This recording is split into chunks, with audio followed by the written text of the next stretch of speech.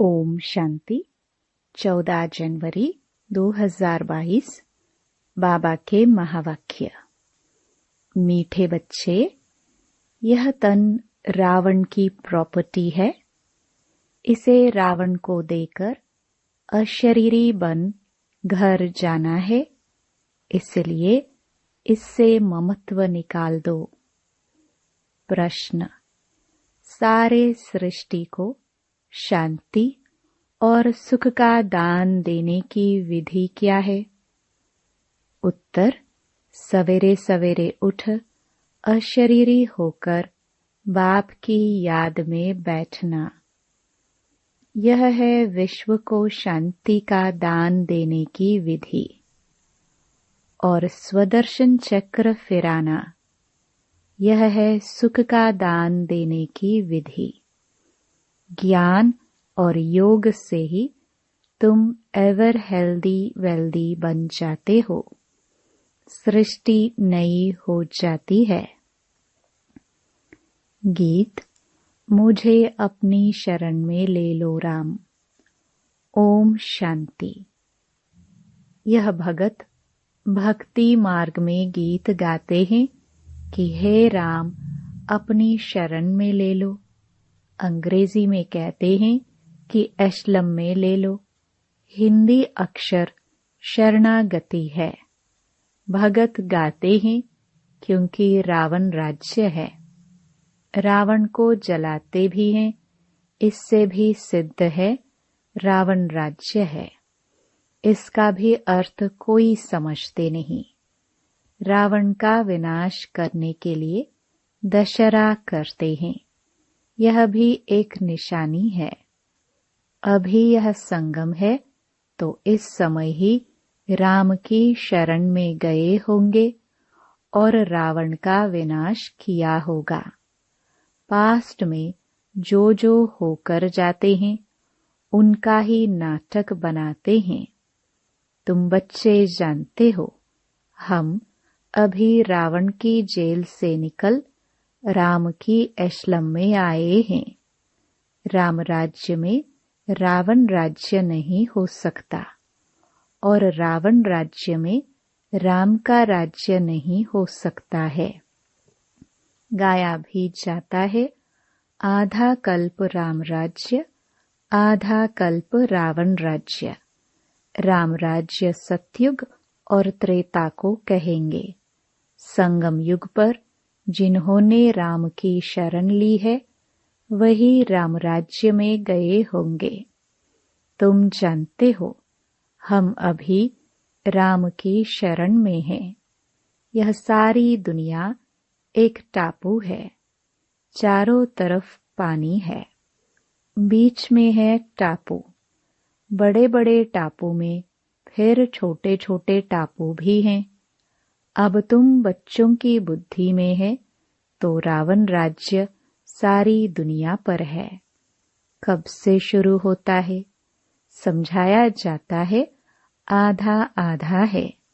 राम राज्य में सुख, ब्रह्मा का दिन। रावण राज्य में दुख अर्थात ब्रह्मा की रात।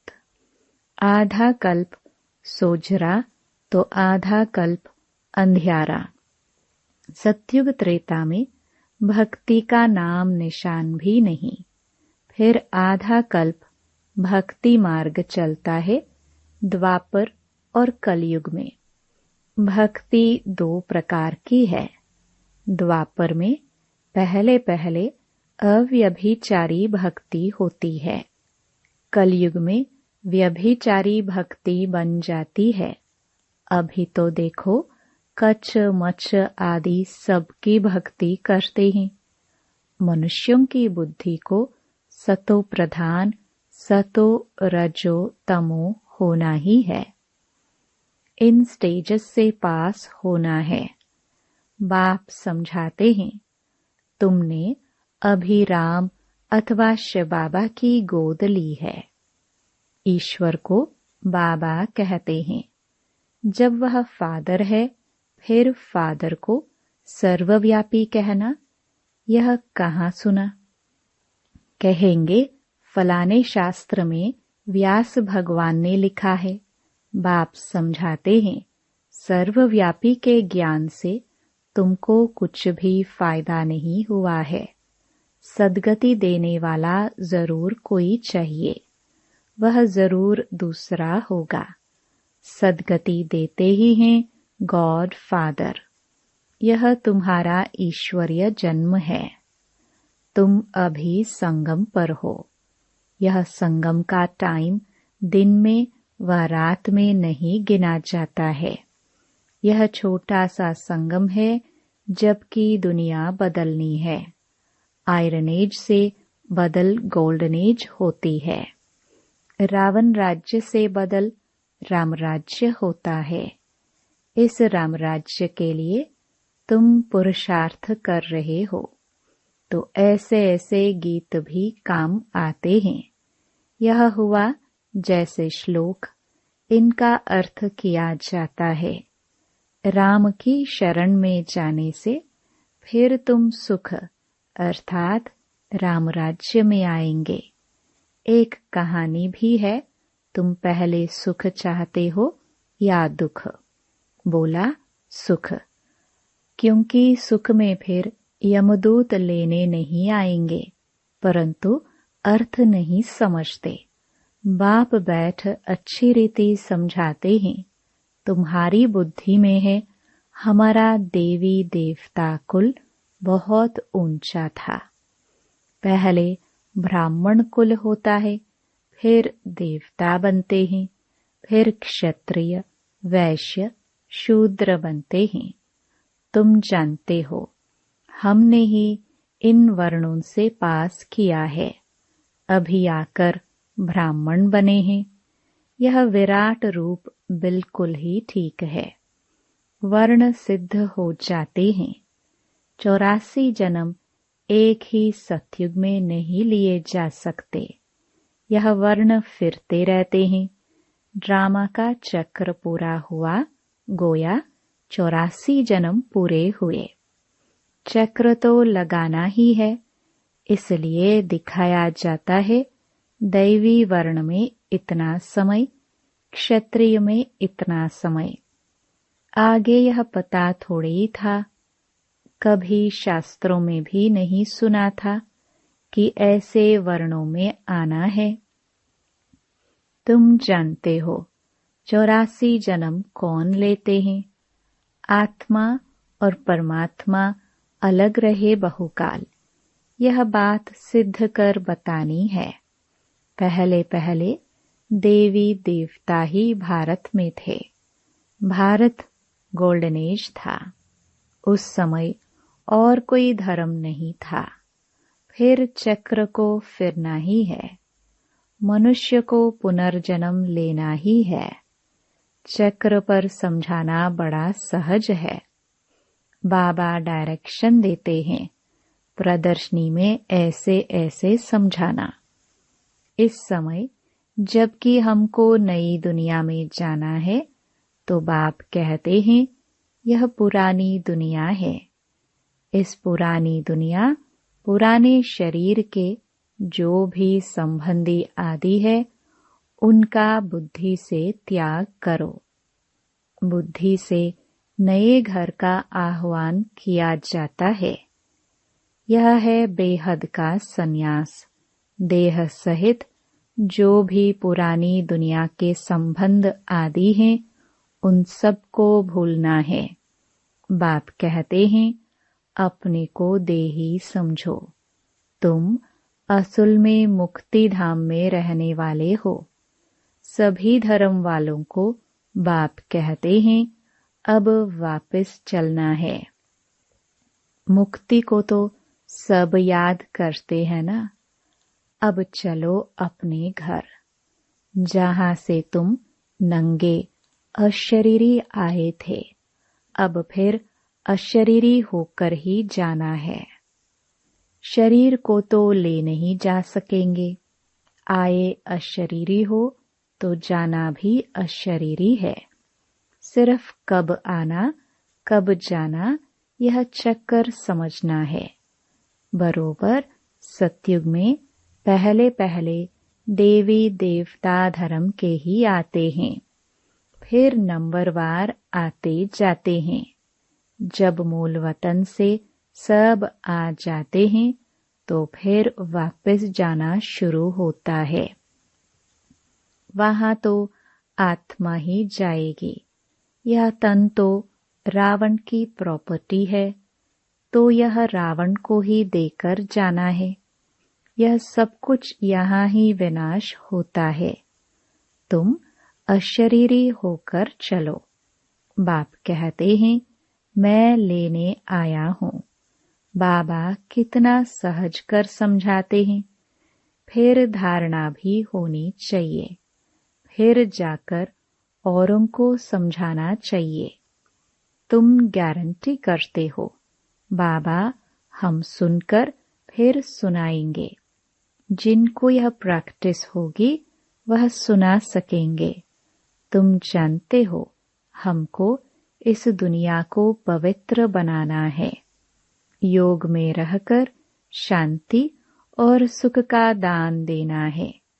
इसलिए बाबा कहते हैं, रात्रि को उठकर योग में बैठो तो सृष्टि को दान दो। सवेरे सवेरे अशरीरी होकर बैठते हो तो तुम भारत को बल्कि सारी सृष्टि को योग से शांति का दान देते हो। और फिर चक्र का ज्ञान सिमरण करने से तुम सुख का दान देते हो। सुख होता है धन से, तो सवेरे उठकर याद में बैठो, बाबा बस अब आपके पास आए कि आए। अब हमारे 84 जन्म पूरे हुए हैं, तो सवेरे उठकर बाप को याद कर शांति और सुख का दान देना पड़े। योग और ज्ञान से हेल्थ और वेल्थ मिलेगी। जब हम एवर हेल्दी होते हैं तो सृष्टि ही नई होती है। सतयुग त्रेता में हेल्दी वेल्दी है, कलयुग में अनहेल्दी अनवेल्दी है। अब हम हेल्दी और वेल्दी बनते हैं, फिर आधा कल्प हमारा ही राज्य चलता है। बुद्धि में जब यह ज्ञान हो तब खुशी रह सके। भल यह भी लिख दो कि 2500 वर्ष के लिए एवर हेल्दी वेल्दी बनना हो तो आओ इस ईश्वरीय नेचर क्योर सेंटर में। परंतु यह लिखेंगे भी वह जिसमें ज्ञान होगा। ऐसे थोड़े ही सेंटर हम खोलते हैं, सर्विस आप आकर करो। जो खोलते हैं उनको खुद सर्विस करनी चाहिए। झगड़ा सारा पवित्रता पर ही चलता है। विष न मिलने से अत्याचार होते हैं। अब है संगम, तो बुद्धि में सुख धाम और शांति धाम को ही याद करना चाहिए। दुख धाम है तब तो सुख धाम को याद करते हैं। तब ही गाते हैं, दुख में सिमरण सब करे, यह पतित दुनिया है। लॉ कहता है, कलयुग के अंत में सबको पतित होना ही है। जब तक संगम आए और राम राज्य की स्थापना हो जाए, फिर रावण राज्य का विनाश हो। अब विनाश की तैयारी हो रही है। रावण राज्य खलास होना ही है। बाकी यह गुड़ियों का खेल करते हैं। कितने गुड्डे गुड़िया बनाते हैं, इसलिए इनको अंधश्रद्धा कहा जाता है। जितने भारत में चित्र बनते हैं उतने और कहाँ नहीं बनते हैं। भारत में ढेर चित्र हैं। गाया भी जाता है, ब्रह्मा का दिन, ब्रह्मा की रात। दिन को फिर लंबा क्यों कर दिया है? यह भी समझने की बात है। पहले अव्यभिचारी भक्ति, फिर व्यभिचारी, पहले 16 कला, फिर 14, अंत में कुछ तो कला रह जाती है, परंतु इस समय 9 कला। इस समय है तमो प्रधान दुनिया। तमो कलयुग से शुरू होता है, फिर अंत में कहेंगे तमो प्रधान। अब दुनिया जर्जरीभूत हो गई है। पुरानी चीज को आपे ही आग लग जाती है। जैसे बट का जंगल होता है तो उनको आपे ही आग लग जाती है, इनको भी आग लगनी है। थोड़ा भी कुछ आपस में हुआ तो आग सुलग जाएगी। घर में कोई छोटी बात पर झगड़ा हो जाता है, आपस में दोस्त होते, थोड़ी सी बात पर ऐसी दुश्मनी हो जाती जो एक दो का गला काटने भी लग पड़ते हैं। क्रोध भी कम नहीं है। एक दो को मारने के लिए देखो कितनी तैयारी कर रहे हैं। यह है ड्रामा। क्रिश्चियन लोग हैं दोनों बड़े, आपस में मिल जाए तो सब कुछ कर सकते हैं। पोप भी क्रिश्चियन का हेड है, उनका मान बहुत रखते हैं, परंतु मानते उनकी भी नहीं है।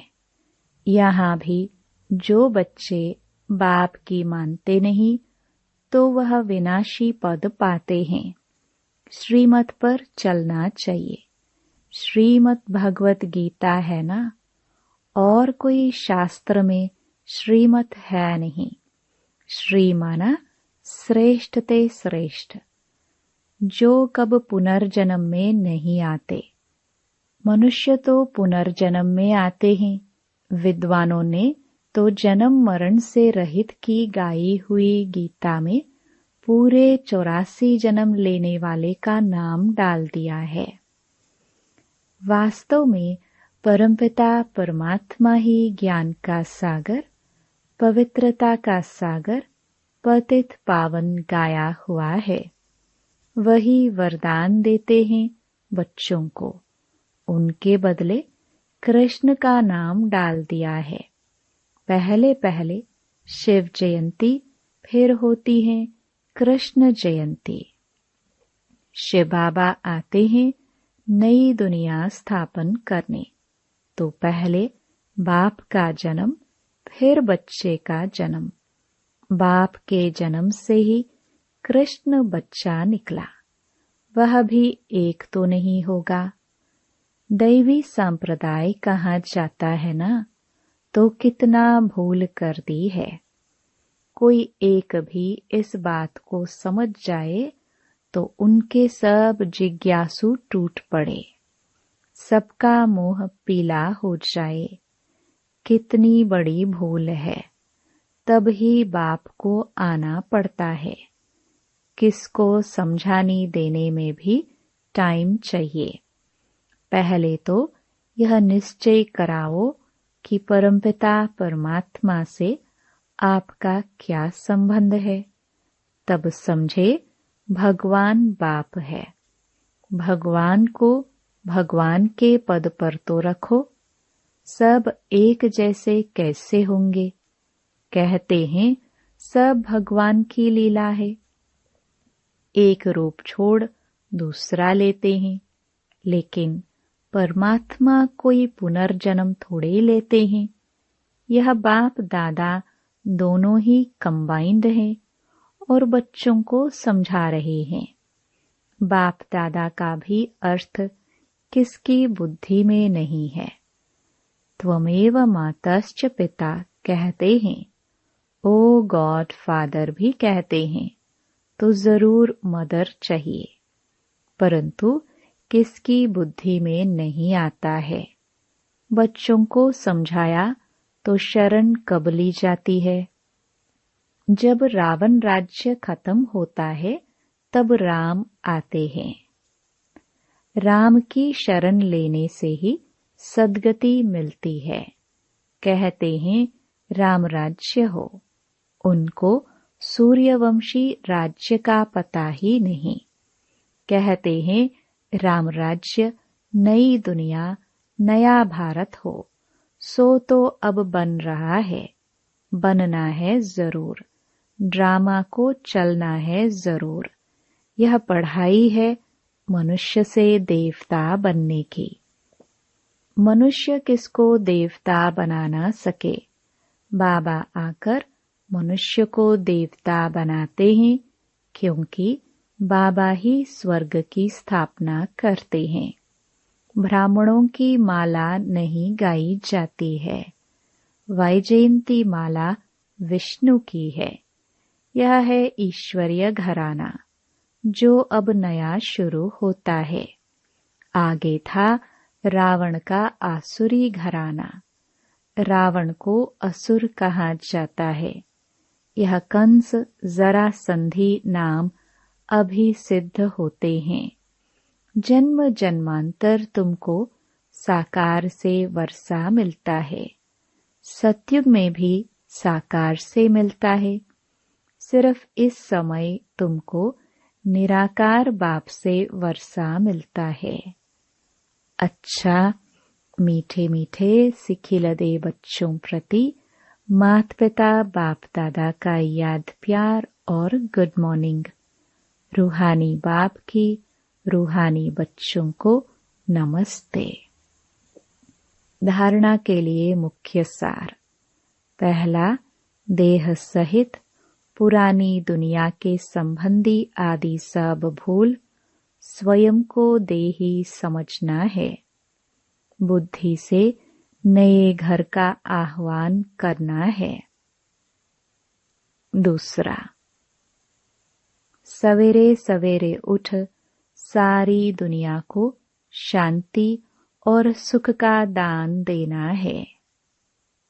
वरदान, आकारी और निराकारी स्थिति के अभ्यास द्वारा हलचल में भी अचल रहने वाले बाप समान भव। जैसे साकार में रहना नेचुरल हो गया है, ऐसे ही मैं आकारी फरिश्ता हूँ और निराकारी श्रेष्ठ आत्मा हूँ। यह दोनों स्मृतियाँ नेचुरल हो, क्योंकि शिव बाप है निराकारी और ब्रह्मा बाप है आकारी।